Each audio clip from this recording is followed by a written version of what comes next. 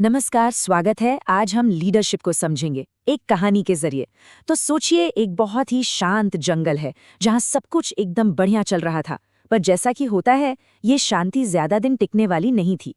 जरा सोचिए, एक ऐसी जगह जहां हर सुबह ताजगी भरी हो, हर पल सुकून से भरा। हाँ, ये वही जंगल था। यहाँ सारे जानवर मिलजुल कर रहते थे, एकदम खुश। उन्हें क्या पता था कि उनका ये सुकून बहुत जल्द छिनने वाला है। और यहीं पर असली सवाल उठता है। जब सब कुछ बिखर रहा हो, जब डर का माहौल हो, तो कौन होता है वो जो आगे आता है? कौन लेता है जिम्मेदारी? ये कहानी बस इसी एक सवाल का जवाब है। तो चलिए मिलते हैं इस कहानी के हीरो से, मोंटू बंदर। लेकिन ठहरिए, मोंटू कोई आम बंदर नहीं था। वो तो उस जंगल का एक बहुत ही जाना माना, बहुत ही इज्जतदार सदस्य था। मतलब हर कोई उसकी बात मानता था। तो समझने वाली बात यह है कि मोंटू रातों रात हीरो नहीं बना। नहीं, उसकी पहचान तो पहले से ही एक मददगार, एक साहसी दोस्त की थी। वो हमेशा दूसरों की मदद के लिए तैयार रहता था। और शायद इसीलिए उसका लीडर बनना बहुत नेचुरल था। और ये सिर्फ कोई हवाई बात नहीं थी। जंगल के जो सबसे बड़े और समझदार थे, गजेंद्र हाथी, वो खुद मोंटू को अपना सबसे भरोसेमंद साथी मानते थे। अब इससे बड़ा सबूत और क्या हो सकता है कि मोंटू ने ये इज्जत और भरोसा अपने काम से कमाया था।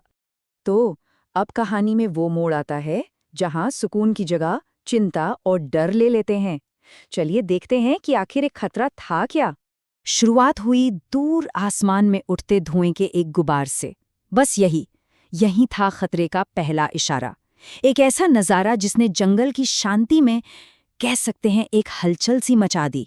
धुआं तो बस शुरुआत थी। उसके बाद आई एक डरावनी आवाज, धड़ाम धड़ाम, पेड़ों के गिरने की आवाज। अब खतरा सिर्फ दिख नहीं रहा था, बल्कि साफ साफ सुनाई भी दे रहा था। कोई बहुत बड़ी ताकत जंगल की तरफ बढ़ रही थी। और फिर जो डर था वो हकीकत बन गया। बड़ी बड़ी विशाल मशीनें जंगल में घुसने लगीं। वो तैयार थीं उस खूबसूरत घर को तबाह करने के लिए। जानवरों का उनका सबसे बुरा सपना अब सच हो रहा था। हमारा घर तो बर्बाद हो जाएगा। बस यही डर, यही बेबसी पूरे जंगल में फैल चुकी थी। हर कोई डरा हुआ था। किसी को कुछ समझ नहीं आ रहा था कि करे तो क्या करें। साफ था, कोई लीड करने वाला नहीं था। ठीक है, तो अब आते हैं कहानी के सबसे जरूरी हिस्से पर। वो पल जब डर की जगह हिम्मत ने ली। जब उस भगदड़ और केओस के बीच एक हीरो सामने आया। जब लग रहा था कि इससे बुरा और क्या होगा, तभी एक चिंगारी, और बस अचानक पूरा का पूरा जंगल आग की लपटों में घिर गया। अब खतरा सिर्फ मशीनों का नहीं था, अब तो जान पर बनाई थी। और इसी आग के बीच मोंटू का जो रिएक्शन था वो सच में देखने लायक था। उसने एक सेकंड भी बर्बाद नहीं किया।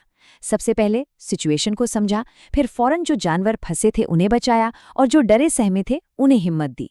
यही तो पहचान एक सच्चे लीडर की, तेजी, सूझबूझ और हमदर्दी।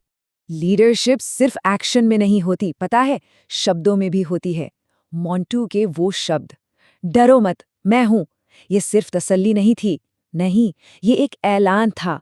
एक ऐसा ऐलान जिसने सारे डर को भगा दिया और सब में हिम्मत भर दी। और फिर कहानी में एक किस्मत वाला मोड़ आया। एक तरफ मोंटू अपनी पूरी जान लगाकर लड़ रहा था, और दूसरी तरफ जैसे कुदरत ने भी साथ दे दिया।